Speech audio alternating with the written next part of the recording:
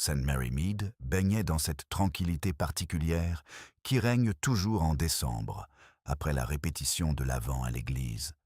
Un silence tissé de thé refroidi, de feuilles de cantique empilées et du léger parfum de pin qui s'accrochait au manteau.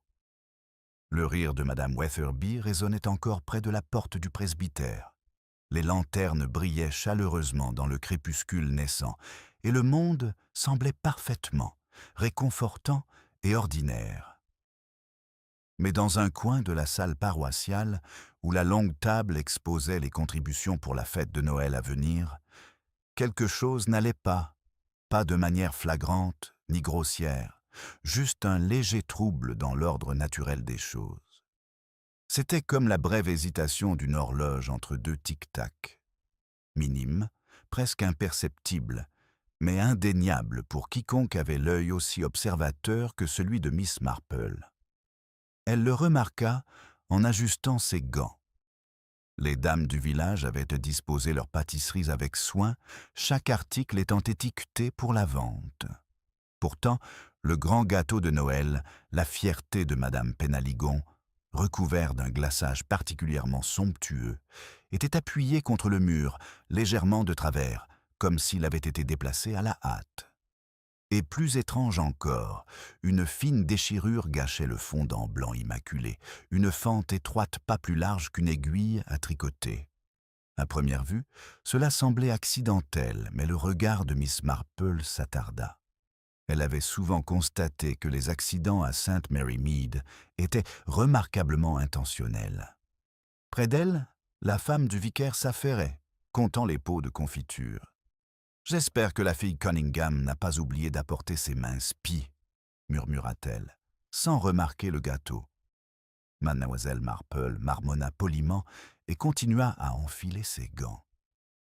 Elle savait bien que de tels incidents étaient rarement isolés. Un déséquilibre, aussi léger soit-il, avait tendance à annoncer des courants plus troublants en dessous.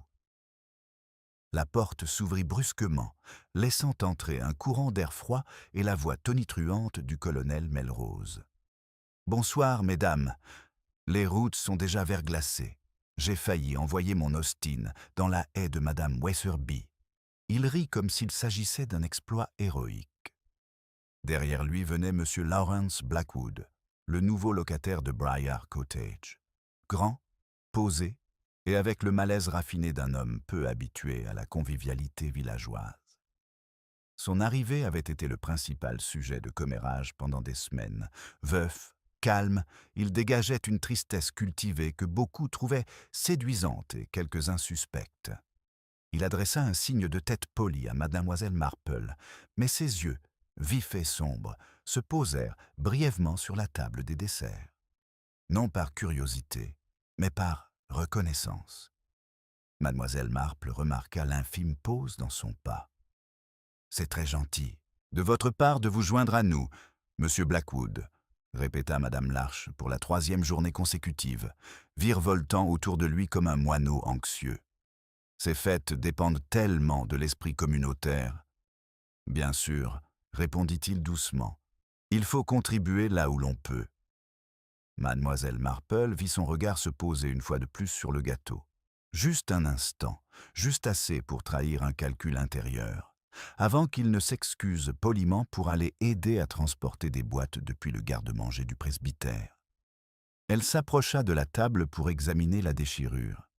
Elle n'était pas là plus tôt dans l'après-midi, avant la répétition de la chorale. Elle avait disposé elle-même les pâtisseries pendant que Madame Bantry discutait avec Madame Latimer du prix des châles tricotés. Le fondant du gâteau était alors parfaitement lisse. Quelqu'un était revenu ici après la répétition. Quelqu'un avait soulevé la nappe en dentelle, fait la déchirure, puis tout remis en place comme si de rien n'était. Les doigts de Mademoiselle Marple se posèrent légèrement sur la nappe en dentelle. « Étrange, » pensa-t-elle. Vraiment très étrange.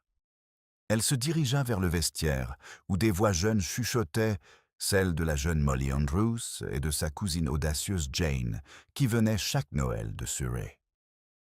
Leur conversation étouffée et pressante, parvint par bribes aux oreilles de mademoiselle Marple. « Je l'ai vu près de la porte d'entrée, juste avant que ça arrive. »« Ne dis rien, Molly. Tu as promis ? » ?»« Mais si c'est lié, tante sera furieuse si... » Les filles se turent dès qu'elles sentirent sa présence. Mademoiselle Marple sourit gentiment, le genre de sourire qui n'accuse ni n'absout, mais invite à la vérité. « Bonsoir, mes chers. Il fait froid ce soir, n'est-ce pas ?» Les cousines échangèrent un regard rapide et secret. Le genre de regard que les filles échangent lorsqu'elles partagent une histoire qu'elles ont un peu peur de raconter. Mademoiselle Marple fit semblant d'ajuster son écharpe. « Aidez Madame Larche avec les pots de confiture, voulez-vous ? Elle semble terriblement accablée. » Elles s'enfuirent avec gratitude, soulagées de la suspicion tacite que les villageois plus âgés lisent si souvent dans les silences de la jeunesse. De retour dans le hall, le vicaire rangeait les livres de cantiques, tandis que le colonel inspectait une lanterne défectueuse. Mademoiselle Marple prit son manteau sur son crochet, mais son attention se porta une fois de plus vers le gâteau. Madame Penaligon entra à ce moment-là, s'essuyant la farine sur les manches. « Je l'ai laissé ici cet après-midi, » annonça-t-elle triomphalement en se précipitant. « Faites attention, le glaçage n'est pas encore complètement pris. J'espère que personne ne l'a touché. » Mademoiselle Marple la regarda soulever le napperon en dentelle et pousser un cri. « Bon sang, qui a touché à mon gâteau ?» Son cri d'alarme fit taire instantanément le hall. Le colonel Melrose s'approcha à grands pas. « Touché ? Que diable voulez-vous dire ?» Madame Penaligon désigna la fente, une blessure pâle et inquiétante dans le glaçage blanc brillant. « Cette tranche. Quelqu'un a coupé le gâteau. »« Pas une tranche, » dit calmement mademoiselle Marple. « Une fente. » Tout le monde se tourna vers elle. « Quel genre de personne ?» demanda madame Penaligon, tremblant d'orgueil blessé, « pour me poignarder un gâteau de Noël ?» Mademoiselle Marple regarda une fois de plus l'incision fine et soignée. Elle était trop nette, trop délibérée pour être le fruit d'une malice imprudente. « Oh !» murmura-t-elle doucement, plus à elle-même qu'à quelqu'un d'autre, pas quelqu'un qui avait l'intention de le manger, quelqu'un qui cherchait quelque chose. Le silence s'épaissit, lourd et fragile. Son regard se porta vers la porte latérale, celle vers laquelle M. Blackwood avait jeté un coup d'œil en partant. Une petite perturbation, un léger changement dans l'équilibre. Ce n'était que le début. Le silence qui s'était installé dans le hall après la discrète observation de mademoiselle Marple ne se rompit pas, mais se fractura en une douzaine de murmures. Faibles, anxieux, impatients de s'accrocher à n'importe quelle explication qui semblait sûrement ordinaire. Mais aucune n'apparut. Une entaille dans un gâteau de Noël n'était pas ordinaire. Et les villageois de St. Mary Mead reconnurent que quelque chose n'allait pas lorsque cela transparaissait sous la surface. Mademoiselle Marple ne bougea pas immédiatement. Elle se contenta d'observer les expressions changeantes. L'embarras de madame Penaligon, les fanfaronnades défensives du colonel Melrose, le froncement de sourcils troublé du vicaire. Et, sous toutes ces expressions, le léger filet de peur que quelqu'un ait voulu cacher ou récupérer quelque chose, ou peut-être envoyer un message. Les lumières du hall clignotèrent brièvement, comme pour souligner le malaise. Madame Penaligon serra la boîte à gâteaux. « Eh bien, je ne vais pas la laisser ici cette nuit, c'est certain. Si quelqu'un se faufile pour découper des choses... » « Pas découper, » répéta doucement mademoiselle Marple en fermant le fermoir de son manteau.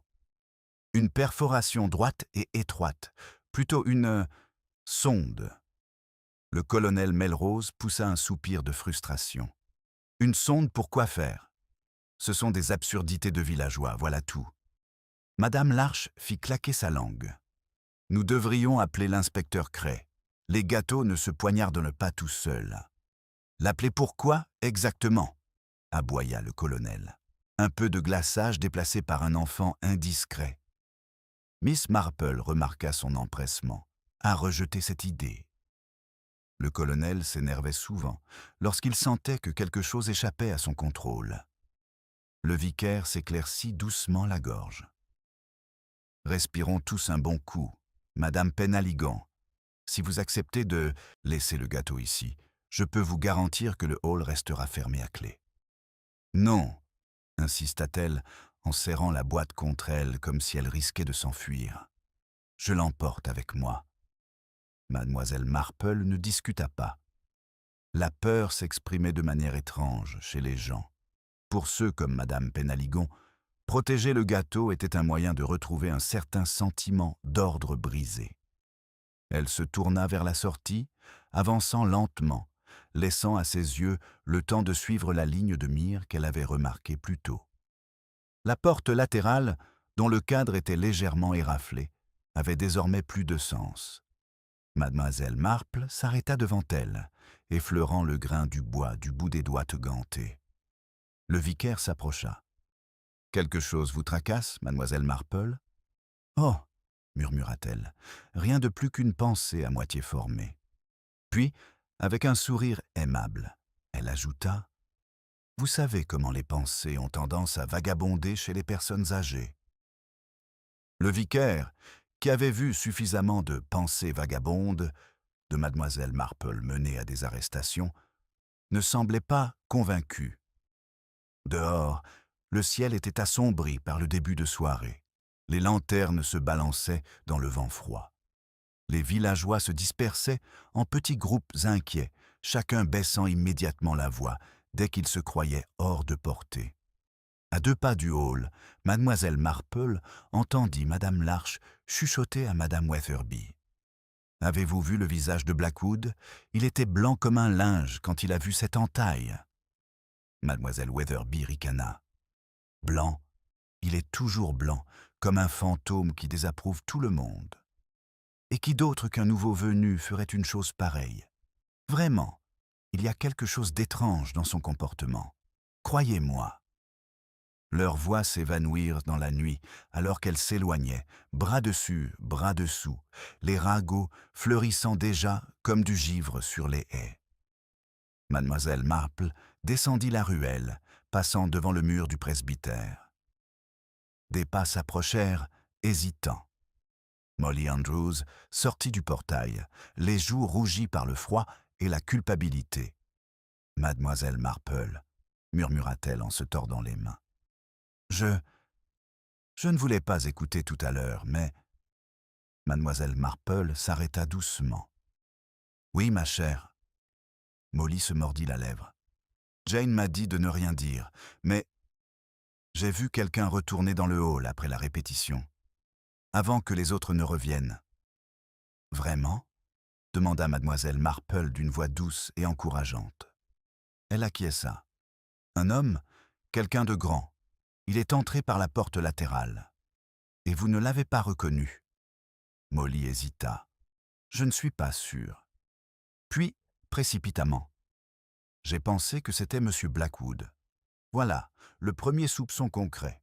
Trop tôt, trop commode. »« Les pensées sont étranges, » répondit mademoiselle Marple. « Elles ont tendance à faire des bonds quand les ombres sont longues et la lumière instable. » Mais il n'arrêtait pas de regarder derrière lui, insista Molly, comme s'il avait peur que quelqu'un le voie.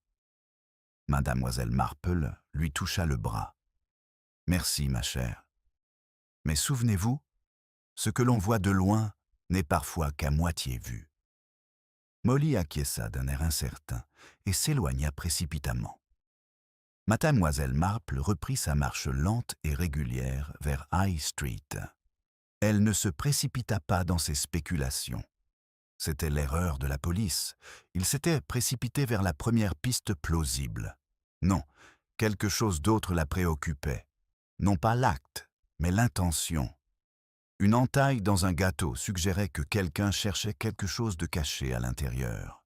Quelque chose de petit, quelque chose de facile à dissimuler. Un mot, une clé, un jeton, ou quelque chose placé là pour être récupéré plus tard. Alors qu'elle passait devant le bureau de poste plongé dans l'obscurité, une autre silhouette sortit de l'ombre. L'inspecteur Cray lui-même, son manteau relevé pour se protéger du froid. Sa présence, ce soir-là, sans avoir été convoqué, en disait long. « Bonsoir, mademoiselle Marple, » dit-il. « J'ai entendu des rumeurs au sujet d'un gâteau. »« Les rumeurs vont vite, » répondit-elle doucement. « Trop vite, » marmonna Cray. « Madame Larche est venue frapper à ma porte comme si c'était la fin du monde. C'est quoi cette histoire de fente ?» Mademoiselle Marple lui décrivit succinctement la situation, observant son froncement de sourcils s'accentuer. « Un acte délibéré, » conclut-il. « Pas une farce d'enfant. »« C'est aussi mon impression, » acquiesça mademoiselle Marple. Cray se gratta le menton. « Et madame Penhaligon ramène le gâteau chez elle. C'est regrettable. J'aurais préféré l'inspecter moi-même. »« Oh, » répondit Miss Marple d'un ton léger. « Je pense que vous le ferez quand même. » Il cligna des yeux. « Pourquoi dites-vous cela ?»« Les choses importantes, » répondit-elle doucement, « ont tendance à réapparaître. » Avant qu'il n'ait pu lui poser d'autres questions, un cri retentit dans la ruelle, un cri aigu qui fendit l'air froid comme une branche cassée. Mademoiselle Marple se retourna. Au bout de la ruelle, devant le portail du jardin de madame Penhaligon, la lumière d'une lanterne vacillait frénétiquement. Une silhouette était agenouillée dans la neige. Quelqu'un criait. L'inspecteur Cray se mit à courir. Mademoiselle Marple le suivit aussi vite que son âge le lui permettait, son esprit déjà en alerte face à cette situation critique. Allongée là, à moitié dans l'ombre, se trouvait madame Penhaligon, la boîte à gâteaux renversée à côté d'elle, et une tache sombre de sang s'étalait sur la neige, comme de l'encre sur du papier buvard. Ce n'était pas le gâteau cette fois-ci. Quelque chose, ou quelqu'un, avait frappé la femme elle-même. Et quoi qu'il y ait eu dans ce gâteau, quoi que quelqu'un ait cherché, c'était devenu considérablement plus dangereux. La vue de madame Penhaligon étendue dans la neige paralysa la ruelle, dans un silence stupéfait et haletant. Son bonnet gisait à plusieurs mètres de là, une tache humide et froissée dans le crépuscule blanchissant. La boîte à gâteaux renversée brillait faiblement sous la lanterne tandis que l'inspecteur Cray s'agenouillait à côté d'elle, cherchant rapidement son pouls. Mademoiselle Marple atteignit la porte quelques instants plus tard, le souffle régulier malgré l'urgence. L'air sentait fortement le gel, le fer et quelque chose de légèrement acide, la peur rendue physique. « Elle est vivante », annonça Cray, soulagé mais tendu. Mais à peine, traumatisme contondant. À la tête ou à l'épaule. Il leva les yeux. Il n'y a aucun signe d'agresseur. Les yeux de mademoiselle Marple se posèrent plus bas, sur la neige piétinée en un motif précipité autour du moule renversé. Une seule ligne incurvée s'éloignait dans le chemin étroit à côté de la haie. Ce n'était pas une empreinte de pas, une trace de traînée. « Elle portait le gâteau », murmura mademoiselle Marple, « quand quelqu'un le lui a arraché. » Cray suivit son regard. « Et quand elle a résisté, ils l'ont frappée, » termina doucement mademoiselle Marple, « pour prendre ce qu'il croyait qu'elle avait. » L'inspecteur fit signe au sergent Fellows, qui était arrivé à bout de souffle. « Allez chercher le médecin, vite !» Fellows partit en courant, laissant mademoiselle Marple et Cray plongés dans une réflexion tendue. Des flocons de neige tombaient, se posant sur les cheveux de madame Penhaligon comme des confettis pâles. Puis vinrent les villageois, attirés inévitablement par la lumière et le bruit. Madame Witherby poussa un cri en voyant la scène. Le colonel Melrose marmonna un juron. Monsieur Blackwood arriva le dernier, le visage impassible, la lanterne qu'il portait tremblant légèrement. Mademoiselle Marple le remarqua ce tremblement. Il n'était ni théâtral, ni exagéré. C'était une peur maîtrisée, celle qui vient de la connaissance plutôt que de l'imagination. « Que s'est-il passé ?» demanda-t-il calmement. Madame Larche, arrivée à bout de souffle, le désigna avec une férocité inutile. « Vous êtes le dernier à l'avoir vu partir. Ne faites pas semblant de ne pas avoir regardé. Blackwood se raidit. « Je ne pense pas. »« Je vous ai vu, » insista-t-elle, la voix aiguë, vibrante d'accusation. Cray intervint. « Assez. Personne n'accuse personne, pour l'instant. » Mademoiselle Marple ajouta « Madame Penaligon a été agressée, c'est clair. Mais l'obscurité, la peur et la mémoire sont des compagnons traîtres. Nous devons être prudents. » Son calme apaisa la panique grandissante. Mais sous son ton doux, elle observait tout. Le léger recul de M. Blackwood, l'attitude défensive du colonel Melrose, le tremblement coupable des doigts de Molly Andrews, alors qu'elle s'accrochait à sa cousine Jane, à l'arrière de la foule. Le médecin arriva, enfin, son manteau flottant au vent, son souffle formant de la vapeur. Il examina Madame Penaligon avec une efficacité rapide. « Une commotion cérébrale », conclut-il. « Une possible fracture de la clavicule. Elle a besoin de chaleur et de calme. » Il regarda Cray. « Emmenez-la à l'intérieur. » Les villageois aidèrent à la porter jusqu'à son salon, un espace confortable envahi par une forte odeur de cannelle et de pain. Madame Bantry s'agitait inutilement, s'affairant avec les couvertures. Le vicaire murmura une prière entre ses dents. Mademoiselle Marple se tenait près de la cheminée, les yeux fixés non pas sur la femme blessée, mais sur la boîte à gâteaux, désormais posée sur la table. Son couvercle était bosselé.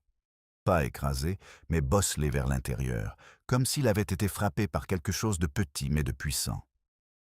Elle effleura le bord du bout des doigts. « Inspecteur Cray, » dit-elle doucement, « puis-je » Il acquiesça. Elle ouvrit la boîte. Elle était vide.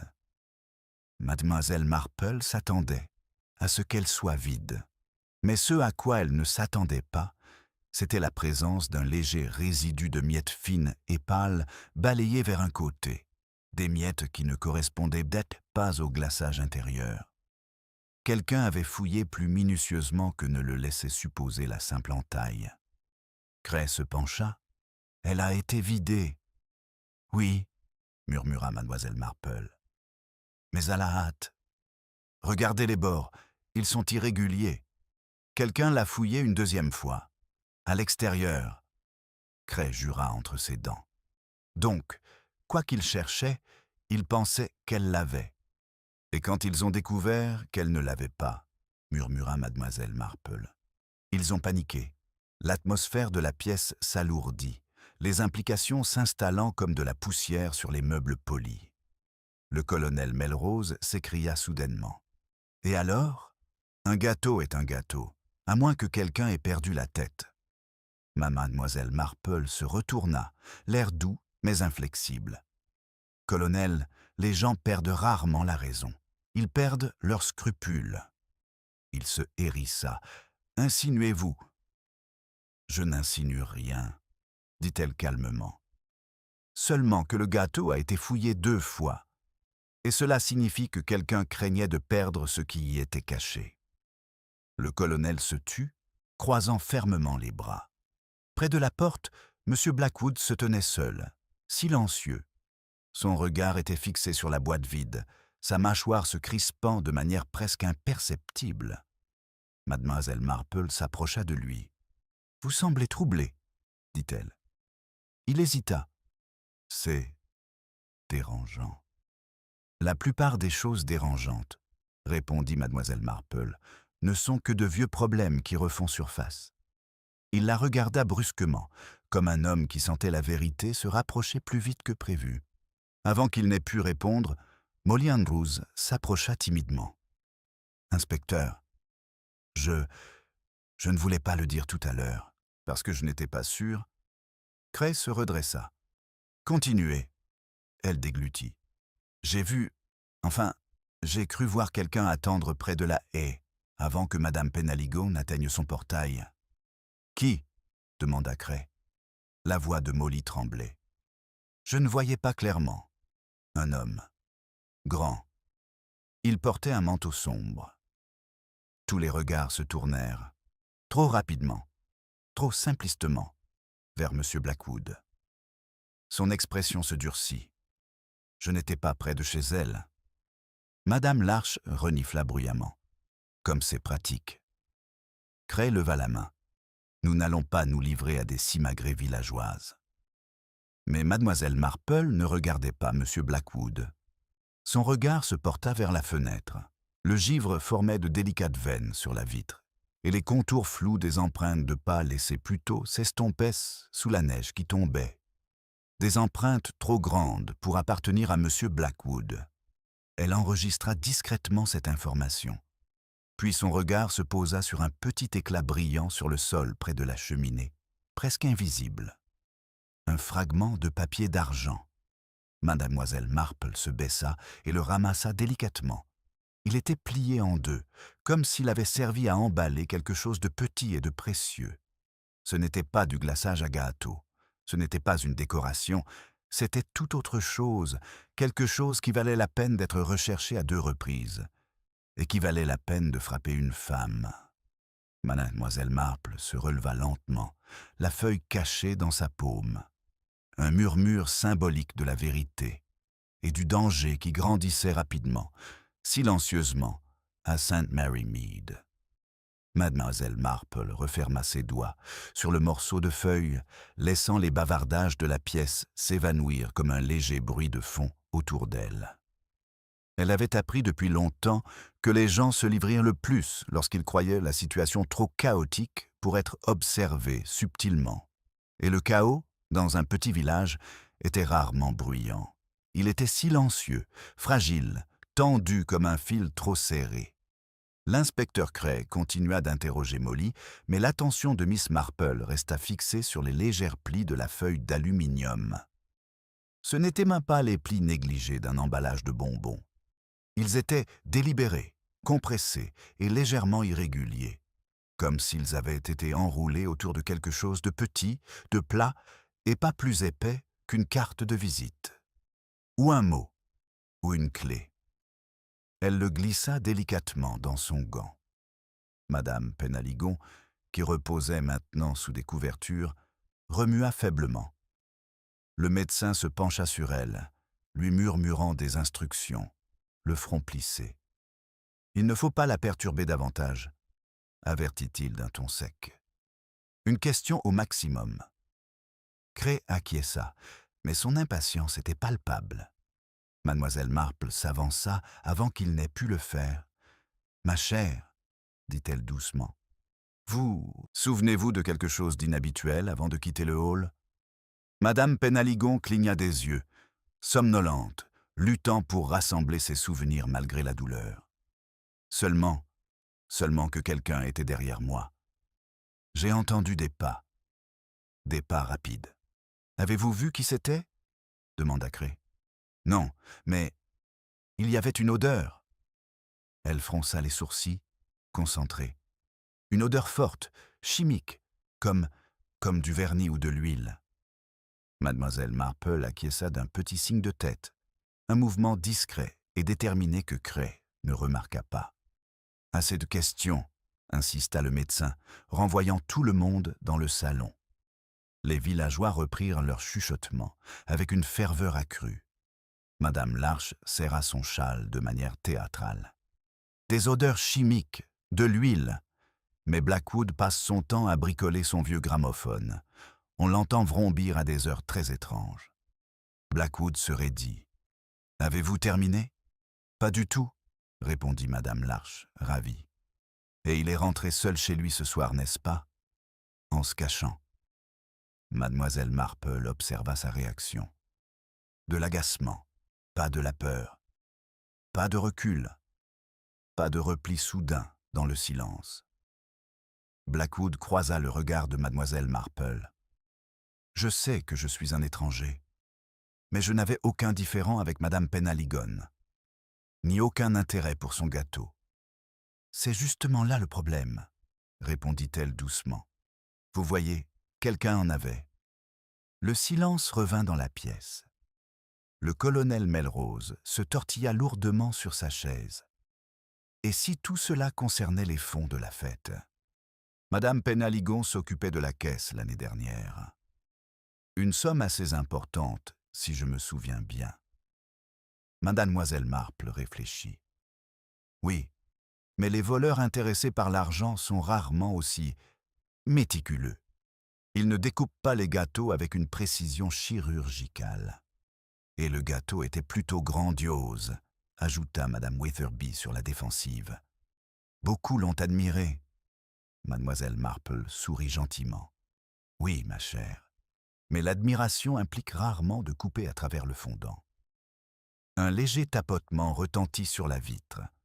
Des flocons de neige s'accrochaient au verre, mais sous eux, les contours flous de traces de pas attirèrent l'attention de Mademoiselle Marple, celle qu'elle avait remarquée plus tôt.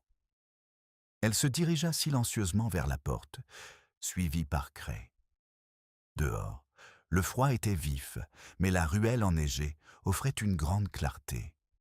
Les empreintes de pas menant à la haie étaient plus profondes, plus larges et plus espacées que celles de M. Blackwood. « Elles appartiennent à un homme plus grand, » dit Mademoiselle Marple. Cray s'accroupit pour les inspecter. « Ça pourrait être Melrose. »« Oui, » acquiesça-t-elle, « ou quelqu'un d'autre. » Ils regardèrent vers la maison. Le colonel Melrose se disputait avec Madame Bantry, haussant le ton avec insistance. Le colonel avait beaucoup de qualités, mais la discrétion n'en faisait pas partie. « Pourquoi cacher l'agression » murmura Cray. « Pourquoi la frapper et s'enfuir? Pourquoi ne pas l'affronter directement ?» Mademoiselle Marple hésita. Parce que l'agresseur ne voulait peut-être pas lui faire de mal. Il a peut-être paniqué quand il s'est aperçu que l'objet qu'il cherchait avait disparu. Cray se frotta la mâchoire. « Mais quel objet ?» « C'est, » dit calmement Mademoiselle Marple, « la question que quelqu'un s'est donné beaucoup de mal pour dissimuler. » Ils rentrèrent à l'intérieur alors que le vicaire s'approchait, le visage marqué par l'inquiétude. « Inspecteur, plusieurs villageois demandent s'ils doivent rentrer chez eux par deux. » Cray acquiesça. « Bonne idée, personne ne marche seul ce soir. » Miss Marple perçut quelque chose passer sur le visage de M. Blackwood à ces mots. Non pas la crainte d'être accusé, mais un calcul intérieur troublé. Il s'approcha d'elle discrètement. « Mademoiselle Marple, je dois vous dire quelque chose. » Madame Larche se pencha si agressivement vers eux que Mademoiselle Marple se demanda si elle n'allait pas basculer. Blackwood baissa la voix. « Plus tôt dans la journée, avant la répétition, quelqu'un est venu à mon cottage. »« Oh » demanda calmement Mademoiselle Marple. « Une jeune femme, je ne l'avais jamais vue. Elle m'a demandé si je gardais quelque chose en sécurité. Quand je lui ai dit que je ne comprenais pas, elle est partie brusquement. Il fit une pause. Elle semblait effrayée. « Et vous n'en avez pas parlé avant ?» « Cela semblait ridicule, » admit-il. « Mais maintenant... » « Oui, » murmura Mademoiselle Marple. « Maintenant, cela s'inscrit dans un contexte plus large. » Cray, qui avait entendu la fin de la conversation, s'approcha à grands pas. « Décrivez-la » Mais Blackwood secoua la tête. Il faisait sombre et elle portait une écharpe. Cray jura entre ses dents. « Merveilleux, encore une femme mystérieuse. » Mademoiselle Marple n'écoutait pas l'inspecteur. Ses pensées revenaient sans cesse à la feuille d'aluminium dans son gant, les plis délibérés, la légère odeur métallique. Ce qu'elle contenait avait déclenché une série d'actions de plus en plus désespérées. Le vicaire intervint, tremblant d'inquiétude. « Devrions-nous reporter la fête, Mademoiselle Marple ?»« Oh !» répondit-elle doucement. « Je pense que les événements vont se reporter d'eux-mêmes. » Son regard se posa sur l'embrasure de la porte du salon, où Jane Andrews se tenait à demi cachée, observant les adultes avec un mélange de peur et d'excitation. Jane, pas Molly. Et les bottes de Jane, couvertes de neige, dont les flocons frais fondaient sur le paillasson. Les yeux de Mademoiselle Marple s'aiguisèrent. Quelqu'un était encore sorti, quelqu'un de jeune, quelqu'un avec un secret qui ne pouvait plus être gardé.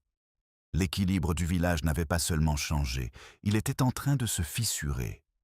Et les secrets, une fois révélé, se répandait comme du verre brisé.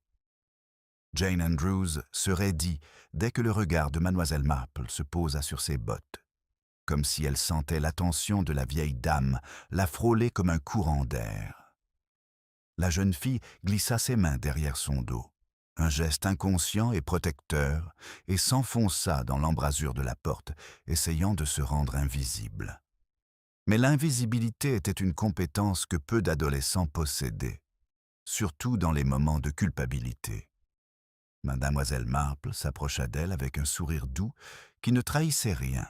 « Ma chère, dit-elle doucement, vous étiez dehors. » Jane déglutit. « Juste un instant. »« Par ce temps ?» demanda Mademoiselle Marple d'un ton léger. « Sans votre manteau. » Les yeux de Jane se posèrent sur Molly, cherchant de l'aide. Molly recula. L'inspecteur Cray remarqua l'échange et fronça les sourcils. « Où êtes-vous allée exactement, Jane ?»« J'avais juste besoin d'air. » Sa voix tremblait légèrement.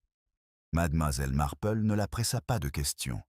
Les enfants, même ceux qui ont presque atteint l'âge adulte, réagissent rarement bien à un interrogatoire direct. Elle dit plutôt « Tu trembles, mon enfant. Approche-toi du feu. » Jane hésita, puis obéit. La lumière du feu révéla une légère humidité sur ses gants, quelque chose de plus sombre que de la neige fondue. Une trace de suie grisâtre. Mademoiselle Marple enregistra ce détail sans faire de commentaire. Derrière elle, la patience du colonel Melrose s'était complètement effritée. « Eh bien, Cray, allons-nous rester là à nous tordre les mains? Quelqu'un a agressé une femme et fouillé dans une maudite boîte à gâteaux. Et ensuite quoi? Un bain de sang pendant la messe de Noël. » Madame Weatherby eut le souffle coupé. « Ne dites pas de telles choses. Le colonel exprime simplement son inquiétude, » apaisa le vicaire. « Son inquiétude ?» rétorqua Madame Larche. « Il apprécie cela depuis le début. » Melrose rougit. « J'apprécie cela ? Oh, certainement, » continua-t-elle. « Rien ne vous réjouit plus que l'occasion de faire étalage de votre autorité. » Blackwood intervint doucement. « Cela n'aide pas. » Melrose se retourna vers lui. « Et vous, monsieur, vous avez beaucoup à vous reprocher, à rôder dans le hall. » La voix de Mademoiselle Marple, bien que douce, trancha leur querelle naissante comme un fil à travers un tissu. « Colonel, » dit-elle calmement, « il n'est pas sage d'accuser un homme sur la base de ragots et d'ombre. » Melrose se figea, humilié. Mademoiselle Marple le réprimandait rarement aussi directement. Cray saisit l'occasion. « Bon, assez de spéculation. Jane, vous avez dit que vous aviez besoin d'air. Avez-vous vu quelqu'un dehors ?» Jane hésita, tordant ses doigts. « J'ai cru entendre quelque chose près de la remise, mais c'était peut-être le vent. » Mademoiselle Marple l'observait attentivement. La jeune fille mentait, mais pas avec l'insolence propre aux espiègleries juvéniles. C'était de la peur, vive, fraîche et personnelle. Molly tira sur la manche de sa cousine. « Jane !» Mais Jane secoua la tête. Cray expira bruyamment. « Très bien. Tout le monde rentre à la maison maintenant, par deux ou en groupe. Personne ne s'éloigne seul. » Madame Larche s'accrocha immédiatement à Madame Bantry, comme si se mettre par deux était un sport de compétition. Melrose rejoignit le vicaire. Blackwood se glissa tranquillement vers la porte, seul, jusqu'à ce que Cray l'arrête. « Avec quelqu'un, monsieur Blackwood. » Blackwood serra les mâchoires. « Très bien. Mademoiselle Marple. »« Oh, » répondit-elle gentiment, « je me sens en sécurité avec l'inspecteur Cray. » Un léger sourire amusé traversa le visage de Blackwood avant qu'il ne parte avec le colonel Melrose dans un silence glacial. Une fois la maison presque vide, Mademoiselle Marple s'installa près de la cheminée, observant Jane sans en avoir l'air. « Jane, » dit-elle doucement, une fois que Cray fut sorti pour s'assurer que la ruelle était libre, « venez vous asseoir avec moi. » La jeune fille hésita, mais obéit. Le feu crépitait doucement, Les ombres tremblaient le long de la cheminée. « J'ai constaté, commença mademoiselle Marple sur le ton de la conversation, que la culpabilité est un fardeau lourd à porter pour les jeunes. Beaucoup plus lourd que pour les adultes. Les adultes s'y habituent, voyez-vous. Ils la rangent comme de vieilles lettres. Mais les jeunes sont encore effrayés par son poids. » Les yeux de Jane se remplirent d'effroi.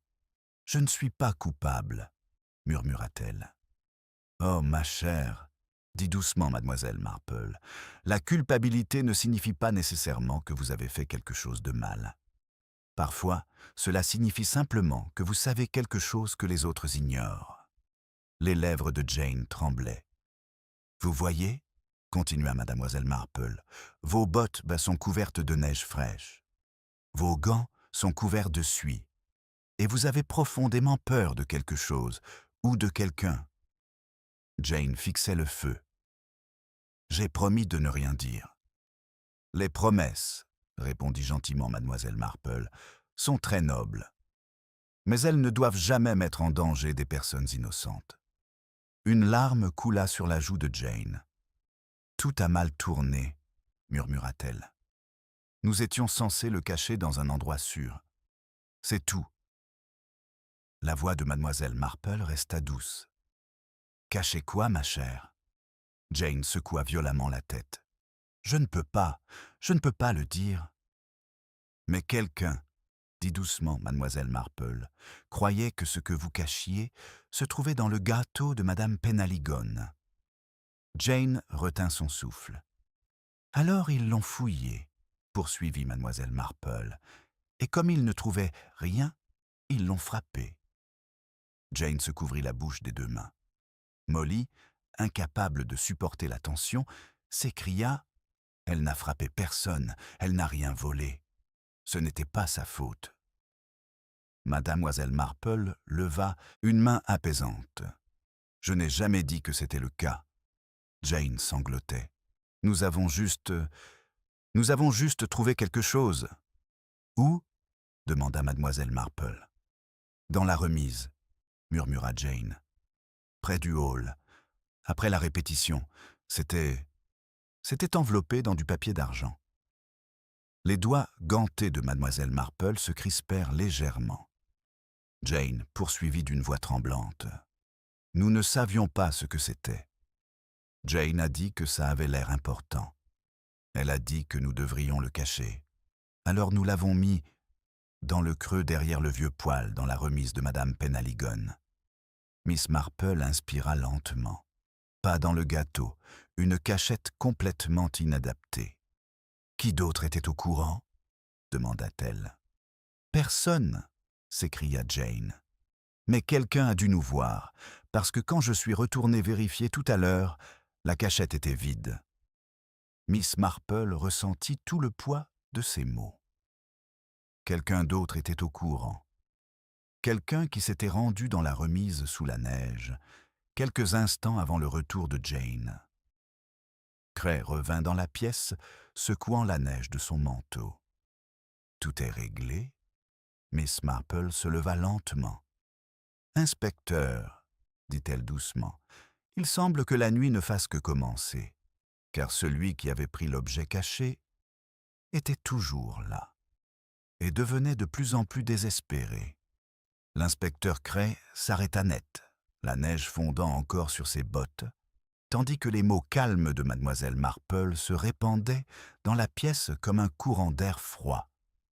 Jane et Molly se serraient l'une contre l'autre, pâles de peur, et les ombres sur les murs s'allongeaient avec le scintillement du feu. « Expliquez-moi, » demanda Cray, d'un ton plus sec qu'il ne l'aurait voulu. La voix de mademoiselle Marple resta sereine. Les filles ont caché quelque chose qu'elles ont trouvé dans la remise du hall, quelque chose enveloppé dans du papier d'argent. Ce n'est plus là. Cray jura doucement. Donc l'agresseur l'a pris. Je pense que oui, répondit mademoiselle Marple. Mais le fait qu'il ait frappé madame Penhaligone suggère qu'il ne savait pas encore où s'était caché quand il l'a attaqué. Jane acquiesça tristement. Nous n'en avons parlé à personne. Mais quelqu'un a dû nous suivre, ou nous entendre. Cray serra les mâchoires. « Montrez-moi. » Mademoiselle Marple leva la main.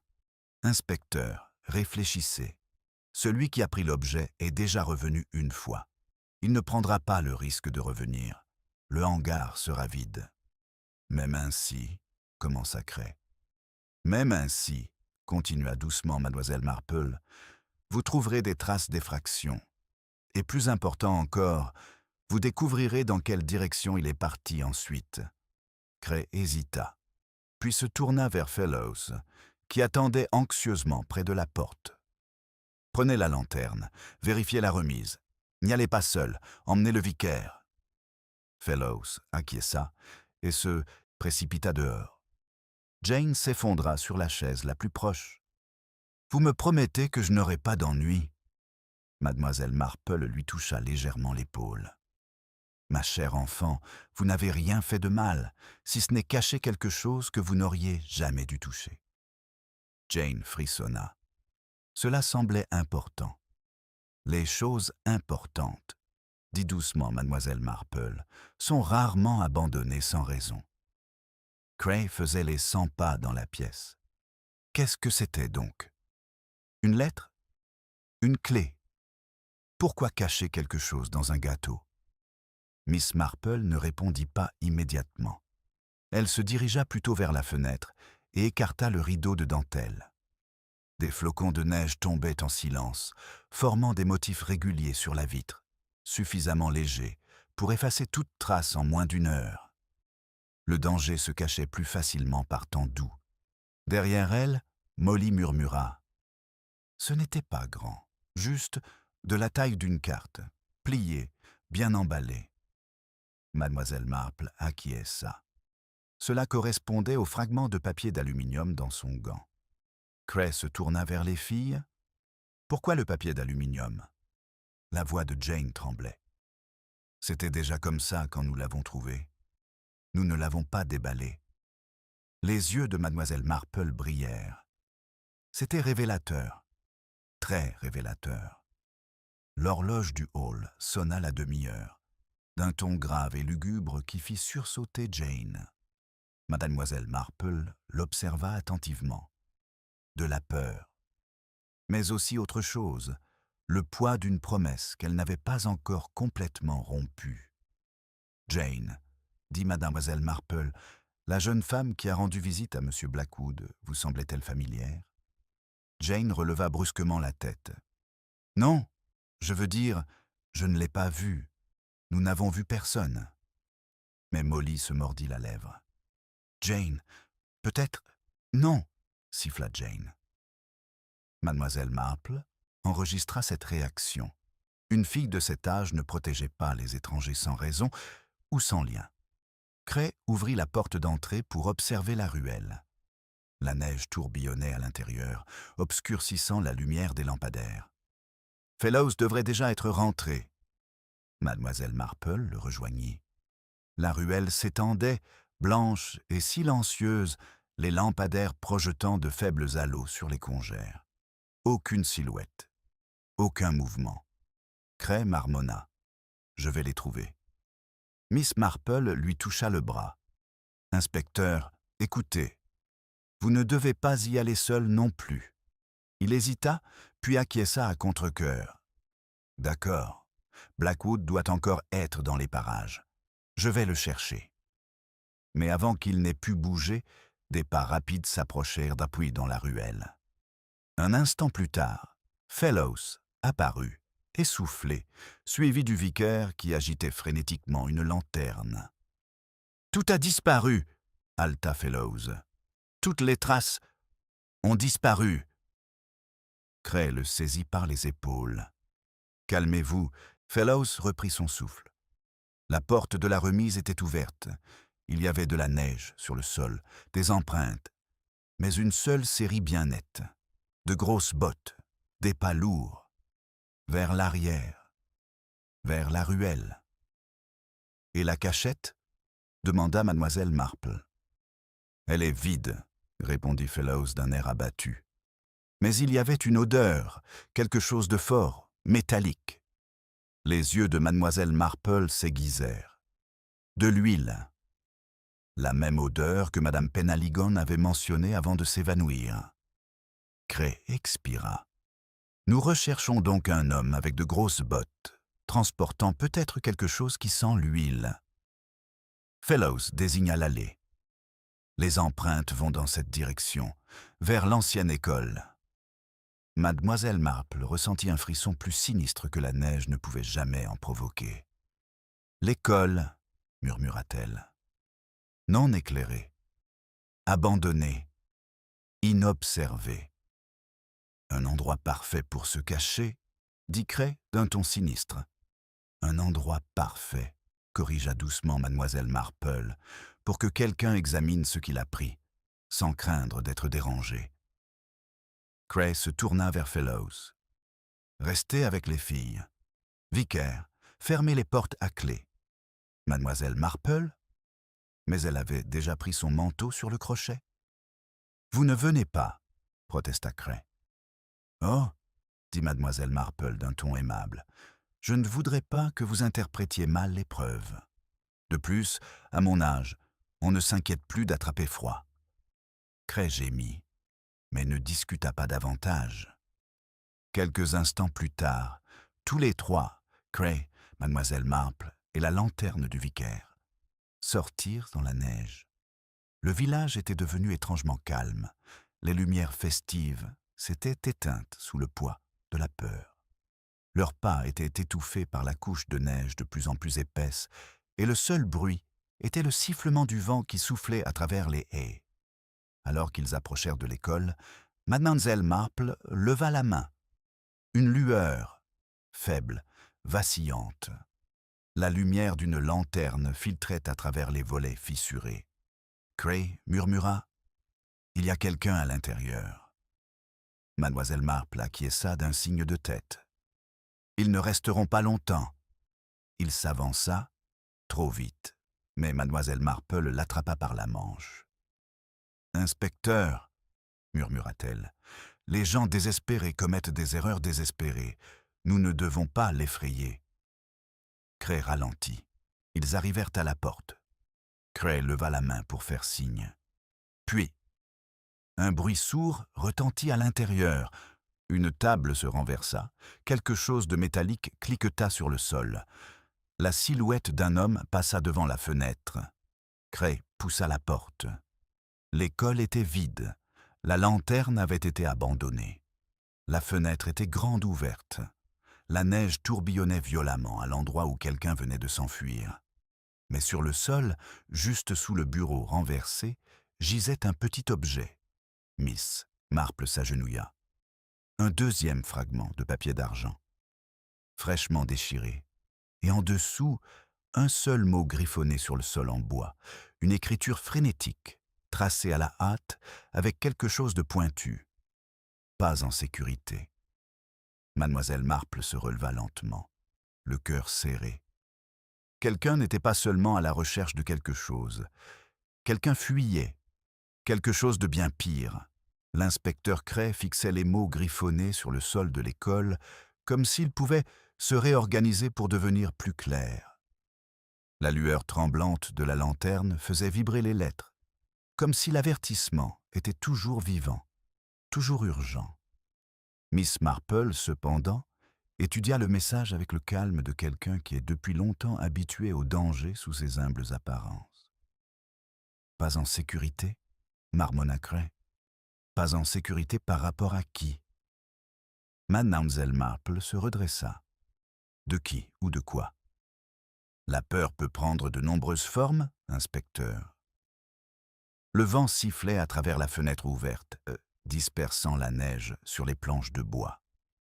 La pièce semblait abandonnée, mais électrique, comme si la panique du fugitif flottait encore dans l'air. Cray fit quelques pas en avant, à la recherche d'autres indices. « Aucun signe de l'objet, grogna-t-il. Celui qui l'a pris s'est enfui rapidement. »« Oui, » murmura mademoiselle Marple, « mais pas avec assurance. Un voleur sûr de lui efface ses traces. Notre visiteur a laissé derrière lui de la confusion, du bruit et des preuves. Le vicaire, tenant la lanterne de main tremblante, murmura « Pourquoi écrire un avertissement? Pourquoi ne pas simplement s'enfuir » Mademoiselle Marple lui jeta un coup d'œil. « Parce que celui qui a écrit ces mots pense que le danger n'est pas seulement personnel. Il pensait que quelqu'un d'autre avait aussi besoin d'être averti. » Cray se raidit. « C'est-à-dire nous? C'est-à-dire les filles ?» corrigea doucement Mademoiselle Marple. « Parce qu'elles l'ont caché. » Une rafale glaciale fit claquer les volets et éteignit la moitié de la flamme de la lanterne. Cray la ralluma en jurant bruyamment. « On ne peut pas rester ici, » lança-t-il. « On va geler ou le perdre complètement. Suivons les traces. » Mais lorsqu'ils sortirent, Mademoiselle Marple l'arrêta d'un seul souffle sec. La neige avait déjà commencé à recouvrir les traces. Seules les premières étaient nettes. Puis la piste se dissipa dans un tourbillon blanc. « Il a fait demi-tour » murmura Mademoiselle Marple en examinant les légères empreintes. « Là, la répartition du poids change. Il a paniqué. » Cray se pencha à côté d'elle. « Où » Elle désigna une ruelle étroite menant derrière l'école, un chemin ombragé vers les jardins ouvriers. Cray jura à nouveau. « Les jardins ouvriers? La moitié des cabanes ne sont pas fermées à clé. Il peut être n'importe où. » Mademoiselle Marple serra son écharpe. « Exactement. Un homme effrayé cherche un abri avant de planifier sa prochaine étape. » « Mais pourquoi se cacher au lieu de continuer à courir ?» demanda faiblement le vicaire. Mademoiselle Marple regarda vers le groupe de petits Tintois au loin. « Parce qu'il sait qu'il y a dans ce village quelque chose de plus dangereux que lui-même. » Une nouvelle peur passa sur le visage du vicaire. Ils suivirent les légères empreintes jusqu'à ce qu'elles disparaissent complètement. À la première porte de potager, Cray s'arrêta. « Les traces communs s'arrêtent d'ici. » Mademoiselle Marple toucha le loquet. De la neige y adhérait par endroits, récemment remuée. Ils entrèrent. Les jardins familiaux formaient un labyrinthe de formes sombres et d'angles indistincts, les cabanes recroquevillées sous la neige comme des créatures endormies. Le vent faisait cliqueter les toits en tôle et soufflait dans les ficelles et les treillis fragiles.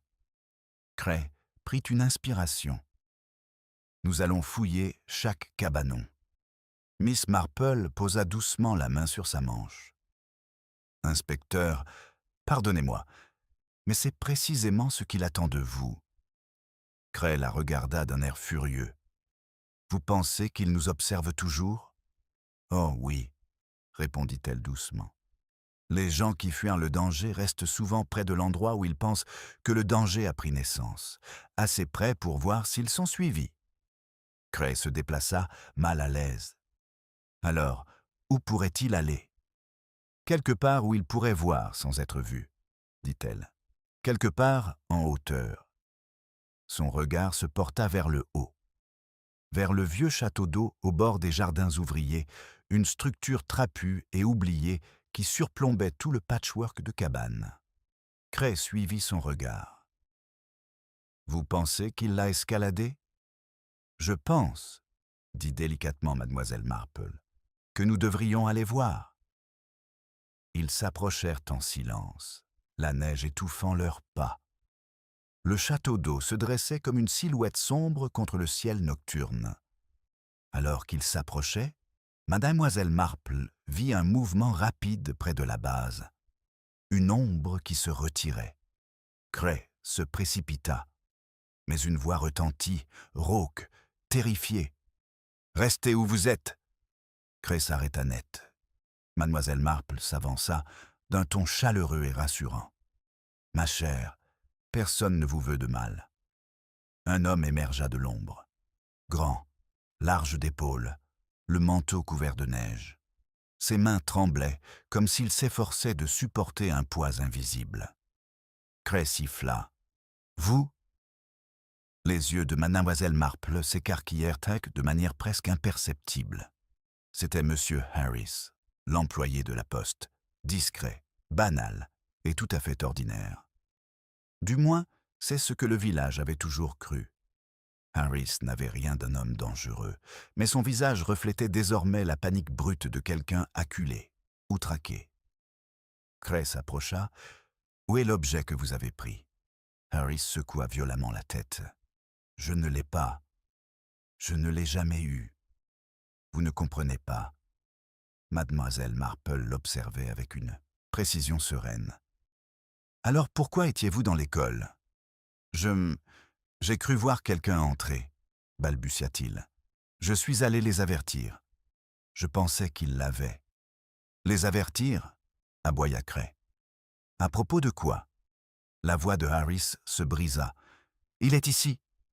Un frisson parcourut le vicaire. « Lui ?» Mademoiselle Marple plissa les yeux. « Qui, monsieur Harris ?» Harris déglutit. « Je ne connais pas son nom. Mais je l'ai vu 2 fois ce soir. Près du hall, près de la remise. Et près de ma maison. » Cray écarquilla les yeux. « Vous voulez dire que quelqu'un vous surveille ?» Harris serra les poings. « Il nous surveille tous. » Mademoiselle Marple s'approcha. « Monsieur Harris, avez-vous vu son visage ?»« Non, » haleta Harris, « mais j'ai reconnu ses bottes. Elles étaient lourdes, avec des clous en fer. Je les ai entendues derrière moi quand je suis allé vérifier la remise. J'ai couru. J'ai pensé qu'il avait déjà pris la chose. » Cray demanda sèchement. « Quelle chose ?» Le regard de Harris se fit hagard. « La feuille d'aluminium. Le message. Je ne l'ai pas pris. Je le jure. » Miss Marple leva son gant. « Et pourtant, » dit-elle doucement, « quelqu'un a placé la première feuille d'aluminium dans le hall. Et quelqu'un a déchiré la deuxième dans l'école. Quelqu'un communique par fragments. » Harris la regarda, stupéfait. « Il nous avertit, » murmura-t-il. « Celui qui a écrit ça veut nous faire comprendre quelque chose. » Cray s'apprêta à le retenir, mais mademoiselle Marple leva brusquement la main. « Non, pas encore. » Sa voix avait une intonation inhabituelle, car quelque chose avait changé, quelque chose de profond. Son regard balaya Harris, la tour, les jardins familiaux, la ligne invisible qui reliait la cachette des filles à l'homme qui tremblait désormais devant elle. Le danger n'était plus imminent. Il était déjà là, et quelqu'un à St. Mary Mead l'orchestrait. Le vent balayait les jardins ouvriers, faisant tourbillonner la neige autour de Harris, comme s'il voulait le dissimuler à nouveau. L'inspecteur Cray garda une main près de la poche de son manteau, prêt à tout, tandis que mademoiselle Marple observait l'homme, avec le calme de quelqu'un qui écoute le faible mouvement des rouages d'une horloge. « Harris, » dit Cray d'un ton sec, « vous affirmez que quelqu'un vous observait. Décrivez-le. » « Je vous l'ai dit, je n'ai pas vu son visage. » Le souffle de Harris embuait l'air par bouffées frénétiques. « Juste les bottes. Lourdes. Avec des clous en fer. Il n'arrêtait pas de me suivre. Je l'ai entendu près de la remise, puis à nouveau près de l'école. « Mais pourquoi vous suivre ?» demanda Cray. Harris hésita, une hésitation trop longue, trop fragile. Mademoiselle Marple s'approcha, sa voix aussi réconfortante qu'une tasse de thé chaud par une froide matinée. « Monsieur Harris, est-il possible qu'il ait cru que vous aviez l'objet caché ?» Harris sursauta si violemment que le vicaire tressaillit. Cray plissa les yeux. « Eh bien, pourquoi aurait-il pensé cela ? Je ne sais pas. »« Harris, » dit doucement mademoiselle Marple, « vous êtes employé à la poste. Vous triez les lettres, les colis. Vous livrez des choses qui doivent rester secrètes. Vous en voyez beaucoup plus sur la vie privée des gens qu'ils ne le pensent. » Ses épaules s'affaissèrent comme si quelque chose en lui avait cédé. « Je n'ai rien volé, » murmura-t-il. « Je n'ai rien volé. Mais j'ai vu quelque chose. Hier. » Cray s'avança. « Quoi ?» Harris déglutit. « Une lettre. Adressée à Madame Penhaligon, mais non postée. Elle a été glissée sous le comptoir de la poste quand je ne regardais pas, enveloppée dans du papier d'argent. » Mademoiselle Marple sentit les pièces du puzzle s'assembler dans son esprit, le schéma émergeant comme un léger filigrane. Et qu'avez-vous fait? Demanda-t-elle doucement. Je l'ai mise de côté, répondit Harris, l'air misérable. Je pensais que quelqu'un viendrait la réclamer, mais quand je suis revenu après avoir trié les colis, elle avait disparu. Cray explosa. Disparu?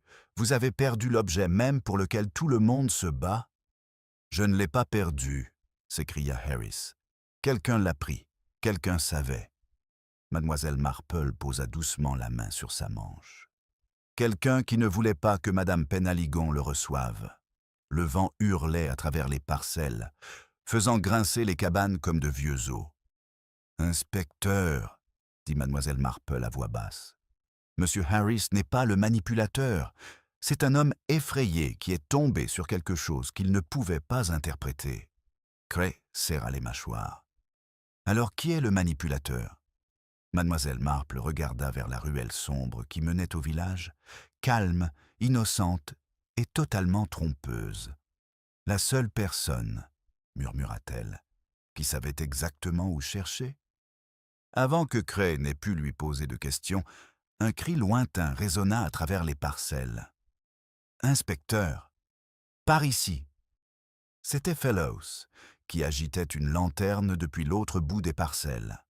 Ils se précipitèrent vers lui, la neige crissant sous leurs pieds. Fellows désigna une porte étroite de cabanon entr'ouverte. « Il y avait de la lumière à l'intérieur, » dit-il. « Juste un instant. » Cray poussa la porte pour l'ouvrir en grand.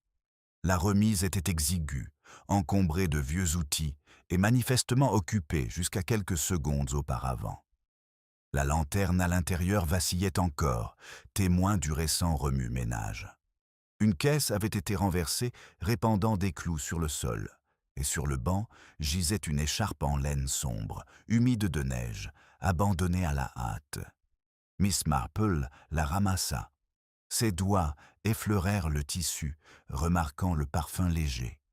Lavande et amidon. Une écharpe de femme. Cray marmonna. La femme mystérieuse dont Blackwood a parlé. Mademoiselle Marple ne répondit pas. Elle leva l'écharpe vers la lanterne.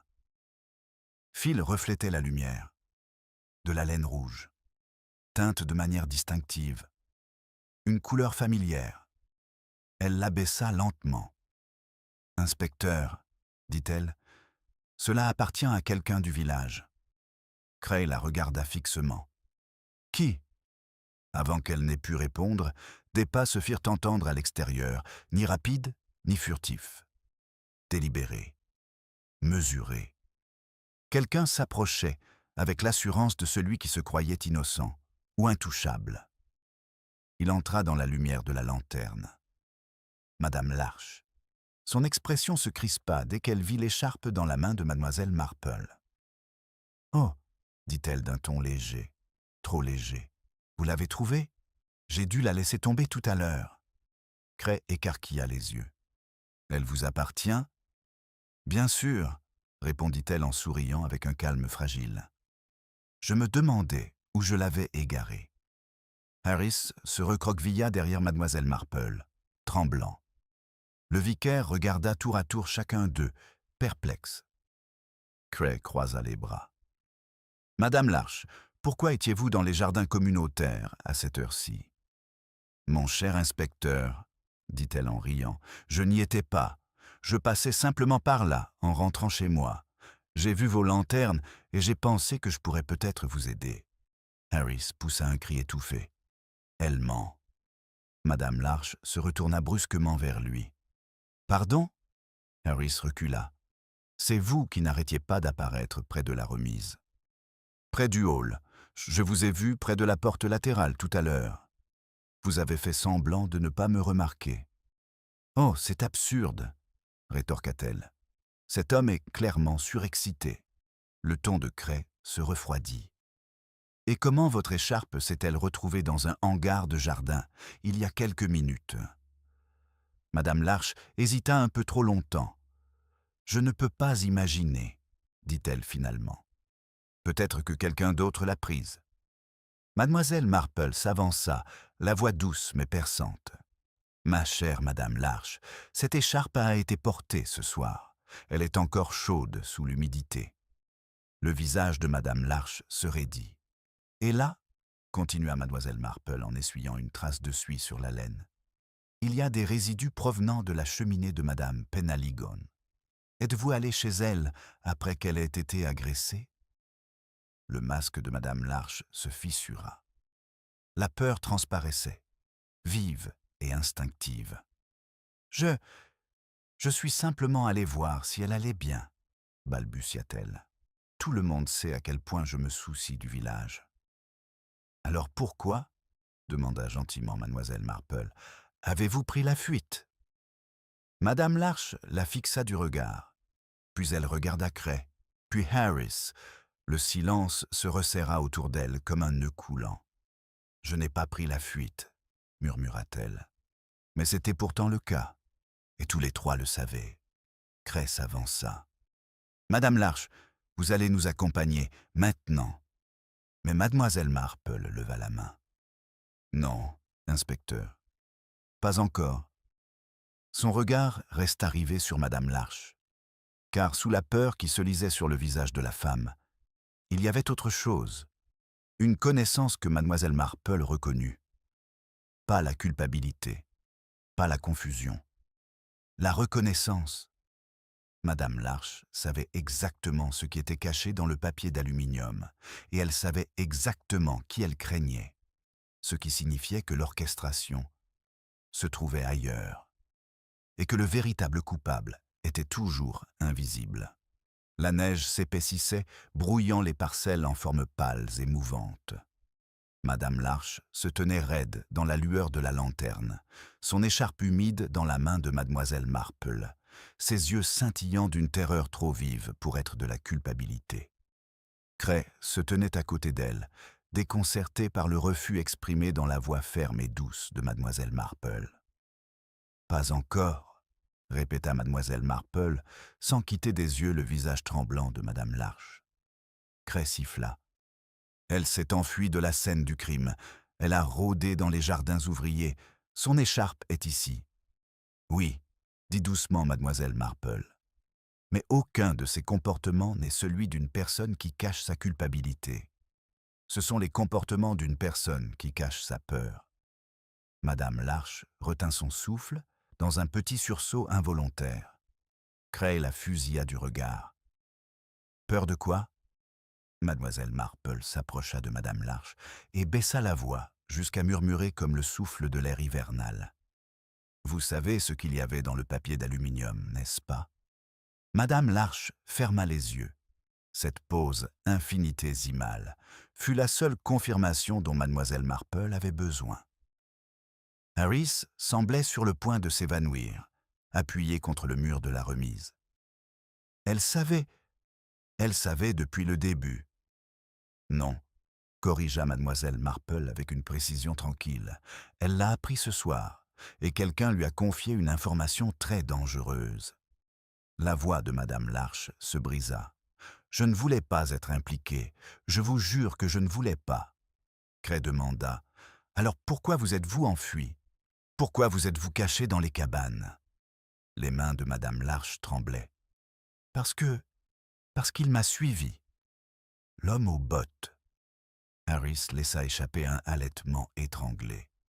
Le regard de mademoiselle Marple s'aiguisa. Vous l'avez vu? Madame Larche acquiesça, les larmes se mêlant désormais à la neige fondue.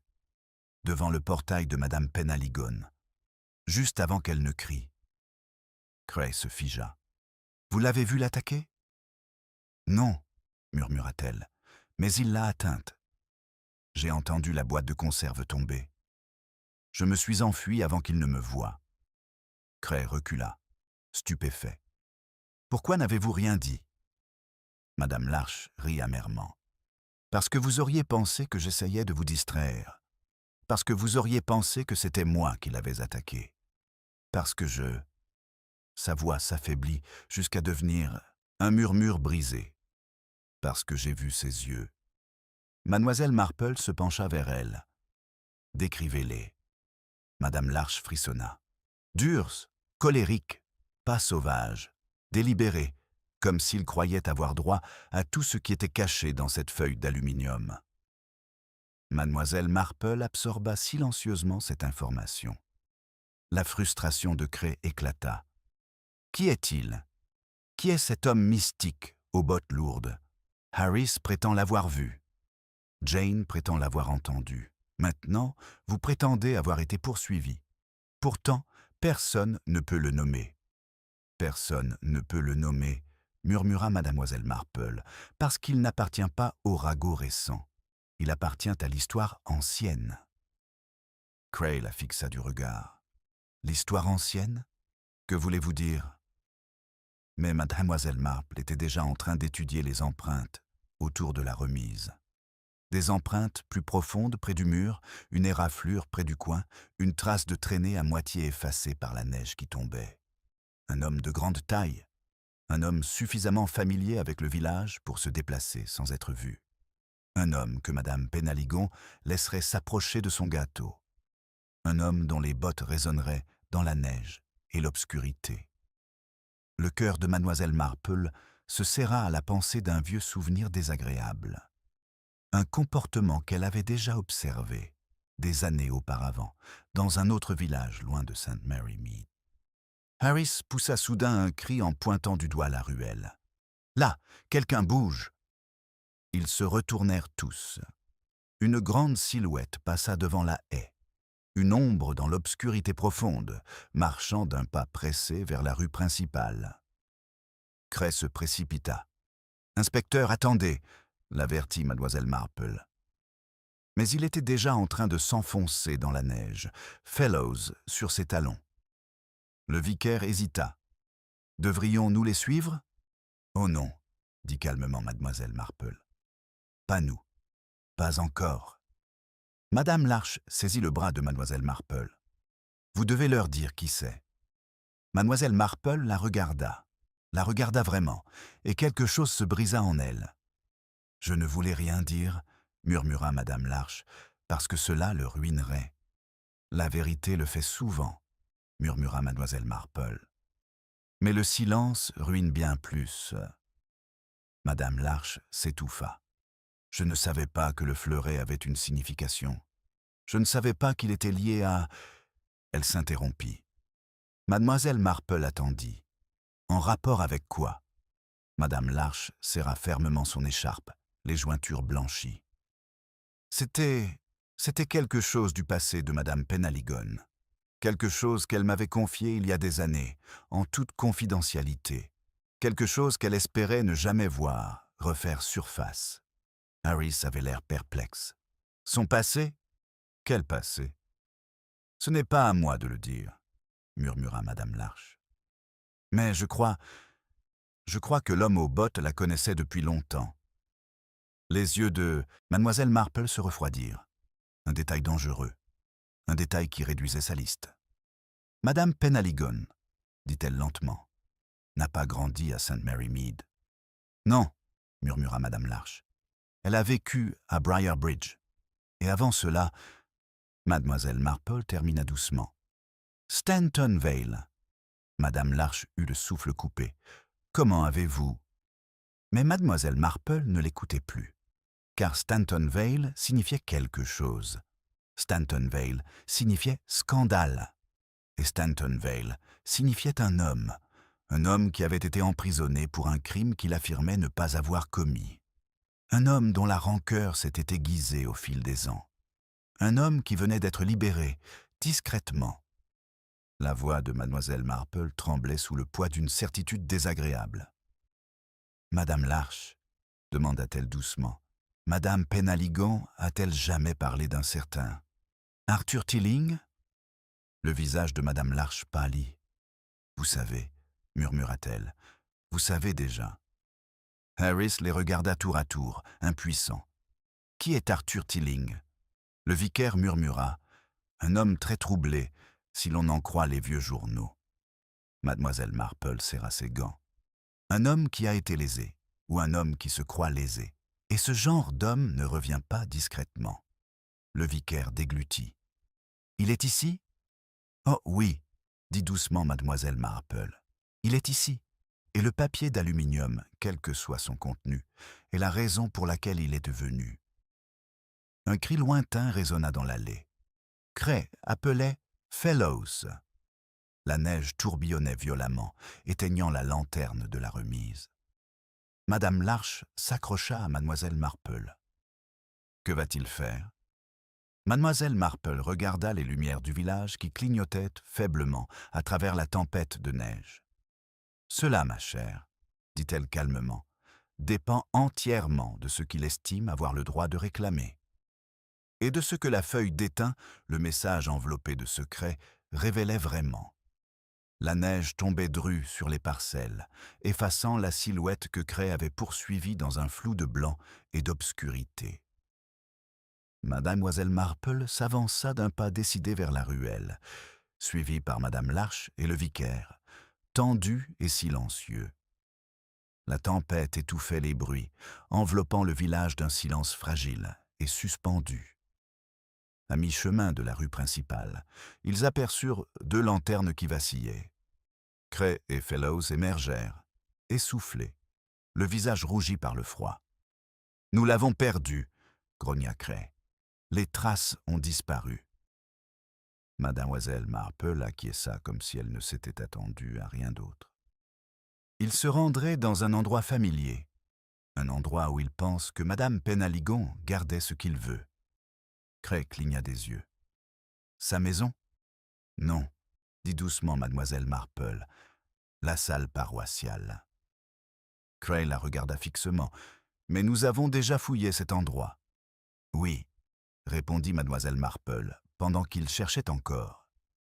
Maintenant, il sait que les filles ont caché le papier d'aluminium ailleurs. Il va supposer qu'il y a autre chose dans la salle qu'il a manqué la première fois. Et s'il ne trouve rien, insista Cray. Les hommes désespérés, murmura mademoiselle Marple, ont tendance à prendre des risques dangereux. Cray hésita un instant avant de leur faire signe d'avancer. Ils atteignirent par la salle paroissiale en quelques minutes. La tempête de neige s'était calmée, comme pour révéler le bâtiment baigné dans la lumière des lanternes. La porte latérale était ouverte, battant au vent comme une pensée égarée. À l'intérieur, les faisceaux des lanternes balayaient les chaises empilées, les livres de cantiques et les tables de fête abandonnées. Et là, penché sur la longue table où se trouvait autrefois le gâteau de Noël, se tenait un homme grand et large d'épaules, le manteau trempé, les bottes lourdes cloutées de fer. Arthur Tilling se retourna lentement. Son visage était creusé par les années, mais ses yeux, vifs, brûlants d'une détermination fiévreuse, étaient indubitables. Cray s'avança. « Arthur Tilling, vous êtes en état d'arrestation. »« Non, » dit calmement mademoiselle Marple. Le regard de Tilling se posa sur elle. Il la reconnut, non pas elle, mais le genre d'esprit auquel il était désormais confronté. « Je ne suis pas ici pour faire du mal à qui que ce soit. » Harris, tremblant derrière Fellows, murmura « Il sait. » Tilling parla d'une voix basse et rauque. « Je veux seulement ce qui m'appartient. Ce que ses proches m'ont volé, elle l'a caché, je le sais. Dans ce gâteau, dans ce hall, quelque part. » Miss Marple fit un pas en avant, sans se presser. « Arthur, que croyez-vous qu'elle ait caché ?»« Une lettre, » souffla-t-il. « La lettre qui prouve mon innocence, qui prouve qu'elle a menti au procès. C'est sa sœur qui l'a écrite. Je le sais. » L'expression de mademoiselle Marple s'adoucit, et cela, plus que n'importe quelle menace, le fit vaciller. « Vous avez été victime d'une injustice, » dit doucement mademoiselle Marple. « Une injustice terrible peut-être, mais pas de sa part. » Tilling serra les mâchoires. « Elle a caché la preuve. On l'a vu brûler des papiers la veille du procès. »« Oui, » répondit mademoiselle Marple, « parce qu'elle était terrifiée. Mais pas par vous. » Il la fixa du regard. « Ce n'est pas madame Penaligon qui a témoigné contre vous, » poursuivit mademoiselle Marple. « C'était sa sœur. Et c'est sa sœur qui vous a trompés tous les deux, Elle a écrit 2 lettres, l'une vous impliquant, l'autre vous innocentant, et elle a caché la seconde pour contrôler sa famille. Tilling eut le souffle coupé. « Comment savez-vous cela ?»« Parce que, dit mademoiselle Marple, le morceau de papier d'aluminium que vous avez trouvé ce soir ne contenait qu'un fragment de cette 2e lettre dont l'entête avait été déchirée depuis longtemps. » Mademoiselle Marple retira le morceau de papier d'aluminium de son gant. Tilling le fixa, l'espoir vacillant comme une allumette sur le point de s'éteindre. « La lettre ? Non, dit doucement mademoiselle Marple. Un morceau ? Rien de plus. » Il vacilla. Madame Penaligon l'a trouvé dans un vieux livre de recettes il y a quelques semaines, poursuivit mademoiselle Marple doucement. Elle comprenait son importance, mais craignait le tumulte que cela provoquerait après tant d'années. Elle l'a caché dans le hall pour le mettre en sécurité, mais elle ne savait pas que quelqu'un d'autre l'observait. Mademoiselle Marple détourna le regard vers Harris. Il se figea. « Vous l'avez vu la cacher, » dit mademoiselle Marple, « et même si vous n'aviez aucune mauvaise intention, la curiosité a le don d'entraîner les innocents dans des courants dangereux. » Harris secoua violemment la tête. « Je ne l'ai pas prise, je le jure. »« Je sais, » dit mademoiselle Marple. « Vous l'avez déplacée vers le comptoir de la poste, pensant que vous la comprendriez mieux plus tard. Mais quelqu'un d'autre vous a vu. » Elle se tourna vers madame Larche, qui pâlit à nouveau. « Vous êtes allé dans le hall après la répétition, » continua mademoiselle Marple, « pour confronter madame Penaligon à vos soupçons, que la lettre concernait un vieux scandale qu'elle vous avait confié autrefois. Mais quand vous êtes arrivé, elle était partie. Arthur est arrivé quelques instants plus tard. Vous vous êtes enfui. » Madame Larche se couvrit la bouche en sanglotant. Tilling agrippa le bord de la table. « Alors, où est-elle? Où est le reste de la lettre ?» Mademoiselle Marple s'avança et plaça le fragment de papier d'aluminium dans sa main. « Disparu, » dit-elle doucement. « Brûlé il y a longtemps par la femme qui craignait la vérité. » Tilling fixa le petit bout de papier, le souffle saccadé. Tout en lui s'effondra, non pas avec violence, mais avec un épuisement terrible. « C'est fini, » dit doucement mademoiselle Marple. « Vous ne pouvez pas récupérer ce qui n'existe plus, mais vous pouvez récupérer votre vie en laissant derrière vous cette nuit. » Cray s'approcha prudemment. « Arthur Tilling, vous devez venir avec nous. » Tilling ne résista pas. Ses épaules s'affaissèrent comme si les années avaient finalement eu raison de lui. Alors qu'il le conduisait dehors dans la neige, mademoiselle Marple s'attarda près de la table vide. Le hall semblait avoir retrouvé son calme habituel, mais il était encore marqué par les répercussions invisibles du désespoir humain. Madame Larche s'approcha d'elle, tremblante. « Pensez-vous qu'il était innocent ?» Mademoiselle Marple regarda la neige qui s'accumulait tranquillement près de la porte. « L'innocence, dit-elle doucement, est rarement une question simple. Mais la punition dure plus longtemps que la vérité, et le chagrin, ajouta-t-elle, fausse le jugement de la justice. » Madame Larche pleura silencieusement. Les lanternes s'éteignirent, les lumières du village clignotaient à travers la tempête. Mademoiselle Marple boutonna son manteau, le visage serein, mais empreint de tristesse. St. Mary Mead allait reprendre ses rituels. La fête allait continuer. Le thé allait être servi. Les commérages allaient s'adoucir en murmures prudents. Mais sous le calme glacial, les villageois se souviendraient. Du gâteau fendu comme une blessure, des fragments de papier d'aluminium scintillant comme une vérité enfouie, et de la nuit où les vieux péchés revenaient à travers la neige, à la recherche d'un avenir qu'ils ne pouvaient pas retrouver. Mademoiselle Marple s'engagea dans la ruelle tranquille.